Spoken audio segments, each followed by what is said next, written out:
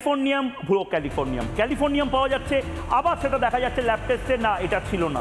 মানে এরকম কিন্তু একাধিকবার হয়েছে। ডিআরডিও থেকে 2015 সালে ক্যালিফোর্নিয়াম চুরি যায় ভারতবর্ষে। এভাবে ক্যালিফোর্নিয়াম চুরি যাচ্ছে, এটাও কিন্তু খুব ভয়ঙ্কর একটা জিনিস। 2015 সালের পর ডিআরডিও থেকে যে ক্যালিফোর্নিয়াম 1 গ্রামের দাম 17 কোটি টাকা, 2000-3000 কোটি টাকার ক্যালিফোর্নিয়াম চুরি যাচ্ছে।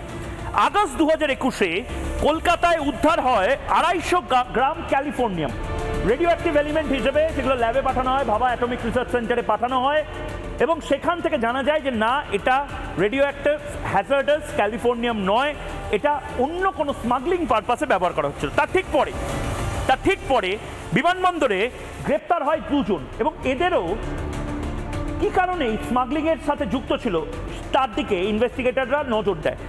নড়ে চড়ে বসে ইনভেস্টিগেটররা আগস্ট 2024-এ বিহারের গোপালগঞ্জে উদ্ধার হয় ক্যালিফোর্নিয়াম। মাথায় রাখুন, এই গোপালগঞ্জ আবার সেই পাকুড় গোপালগঞ্জ, সেই সাঁওতালপট্টি যেখানে বাংলাদেশিরা এসে যাচ্ছে, সেই জায়গা।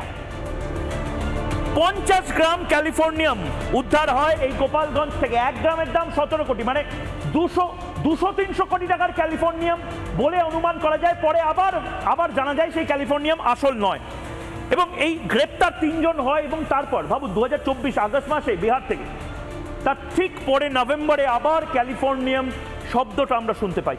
মানে এটার পেছনে কোনো একটা কারণ তো রয়েছে, যেটা জঙ্গিরা বারবার ট্রায়াল অ্যান্ড এরার করার চেষ্টা করছে। হয়তো বারবার কিছু না কিছু ভাবে প্র্যাকটিস ম্যাচ খেলছে দীপাঞ্জন চক্রবর্তী। আমাদের তো বোধহয় আরো সতর্ক থাকা উচিত। তোমাদের চ্যানেলে কিছুদিন আগে আমরা ঝাড়খণ্ড ইলেকশনের সময় আমরা কথা বলেছিলাম জমি জিহাদ নিয়ে, এবং তখন বিস্তারিত আলোচনা হয়েছিল সাঁওতাল পরগনা পাকুড় নিয়ে।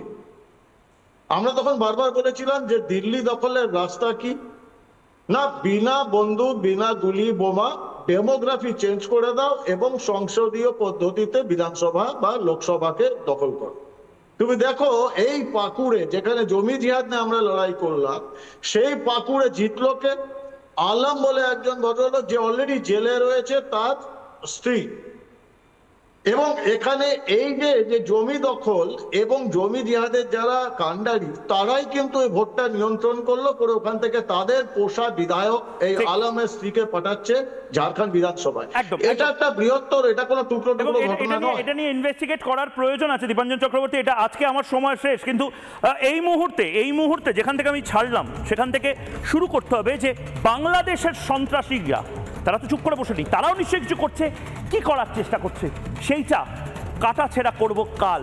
নানা ধরনের কন্টেন্ট দেখার জন্য লাইক করুন, শেয়ার করুন আমাদের ফেসবুক পেজ, সাবস্ক্রাইব করুন আমাদের ইউটিউব চ্যানেল।